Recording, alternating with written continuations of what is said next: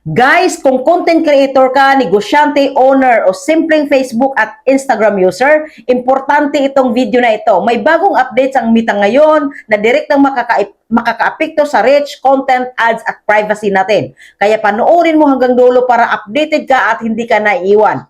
Update number 1, Meta AI mas lalong lumalakas. Isa sa pinakamalaking update ng Meta ngayon ay AI integration.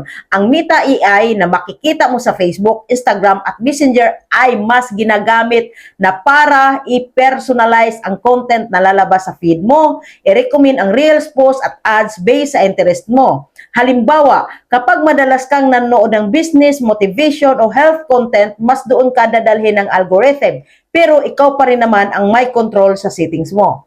Update number 2, content recommendation, hindi na lang followers. Importanteng tandaan ito lalo na sa creators. Hindi na followers lang ang basihan ng reach. Mas tinitingnan ngayon ng Meta ang watch time, saves, shares, comments at kung tinatapos ba ang video mo.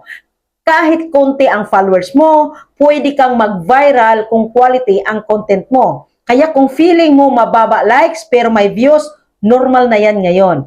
Update number 3, Facebook and Instagram UI changes. May mga napapansin kayong pagbabago sa Facebook?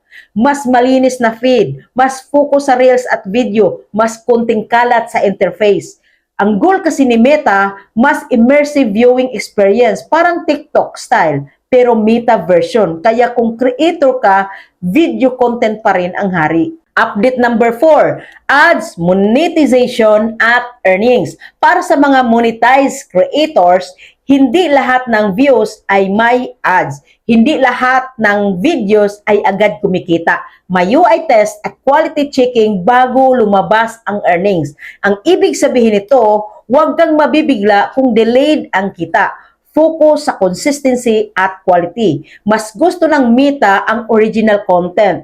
Hindi re-upload, may value sa viewers. And update number 5, privacy and data control. Isa pang linaw ng Meta ngayon, hindi nila binabasa ang private messages natin. Ang ginagamit lang ay interaction mo sa platform para ma-improve ang experience.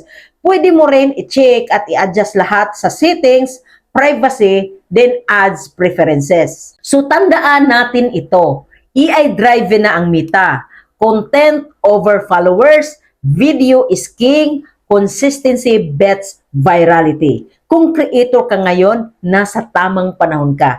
Hindi pa huli, kailangan mo lang mag-adjust at magpatuloy. Natulungan ba kita? Pakishare mo na rin para alam din ng iba. At paki-like and follow na rin. Salamat!